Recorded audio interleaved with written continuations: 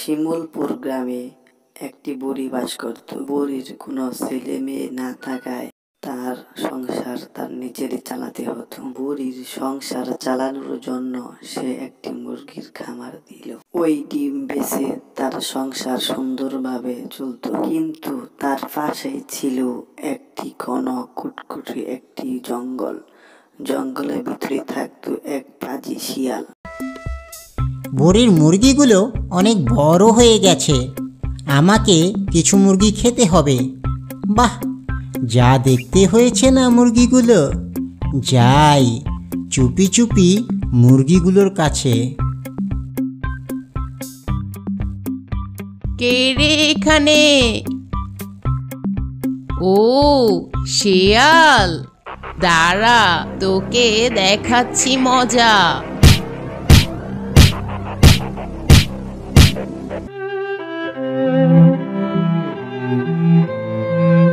কি হয়েছে ভাগ্নে? মামা আর বলো না, বুড়ির মুরগি চুরি করতে গিয়েছিলাম, কিন্তু বুড়ি আমাকে আচ্ছা করে ধোলাই করলো। কি বলছো ভাগ্নে? বুড়ির বাড়ির মুরগিগুলো বড় হয়ে গেছে?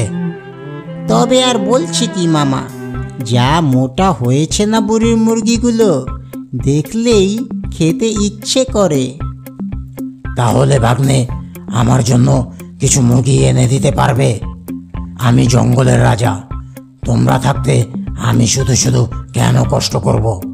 কেন পারবো না মামা, তুমি আমার মামা বলে কথা। তোমাকে একটা কথা বলছি, মনোযোগ দিয়ে শোনো। কি কথা বলো ভাগ্নে?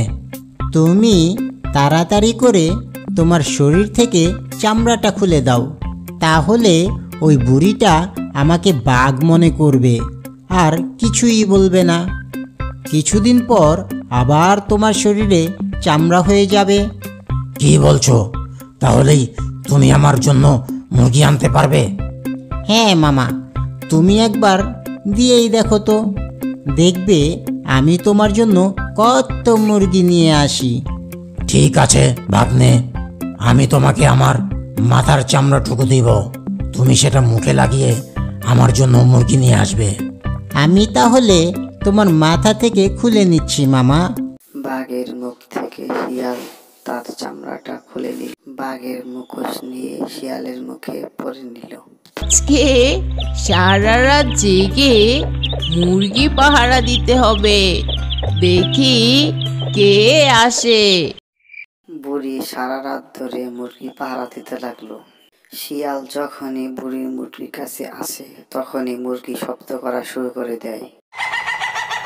মুরগির শব্দ শুনে বুড়ি বাইরে চলে আসে এবং দেখতে পায় শিয়াল দাঁড়িয়ে আছে। তুই প্রতিদিন আমার বাড়ির মুরগি খেতে আসিস, আজকে তোকে আমি মেরেই ফেলবো। আর কোনোদিন তুই আমার বাড়ির মুরগি খেতে আসতে পারবি না। বুড়ি আমাকে শিয়াল ভাবছে না বাঘ ভাবছে বুঝতে পারছি না। এখন এখান থেকে না গেলে জীবনটা আমার চলে যাবে। শিয়াল তাড়াতাড়ি করে জঙ্গলে চলে যায়। বাঘ মামা, তুমি এখানে শুয়ে আছো, আর ওদিকে মানুষ এখন তোমাকে আর ভয় পায় না। তোমার মুখোশ পরে যাওয়ার পরও বুড়ি আমাকে দেখে একটুও ভয় পেল না। কি, আমি হলাম পশুর রাজা আর আমাকে দেখে কেউ ভয় পায় না? তুমি এসব কি বলছো ভাগ্নে? তবে আর কি বলছি মামা, বুড়ি যেভাবে আমাকে তাড়া করলো, তোমাকে ভয় পেলে তো এরকম করার কথা না। এখন আমার খুব ক্ষুধা পেয়েছে, মুরগি দাও আমাকে। মুরগি কোথায় পাবো বাঘ মামা? আমি তো কিছু আনতে পারলাম না তোমার জন্য। আমি তোমার জন্য অনেকক্ষণ যাবৎ ক্ষুধা পেটে অপেক্ষা করছি, তাড়াতাড়ি আমাকে কিছু খেতে দাও।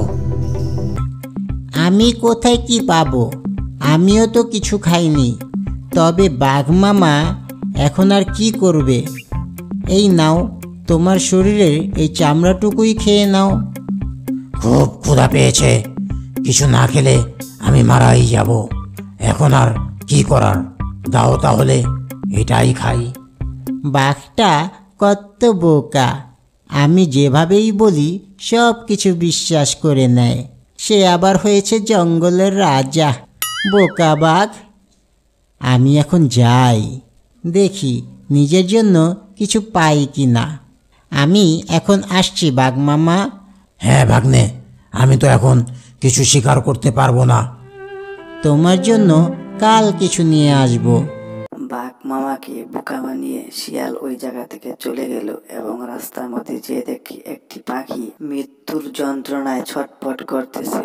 এই তো আমি আমার শিকার পেয়ে গেছি।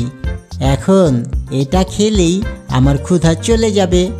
আর ওদিকে বাঘ মামা শুয়ে শুয়ে কাঁদতে থাকবে। সত্যি আমি অনেক বুদ্ধিমান।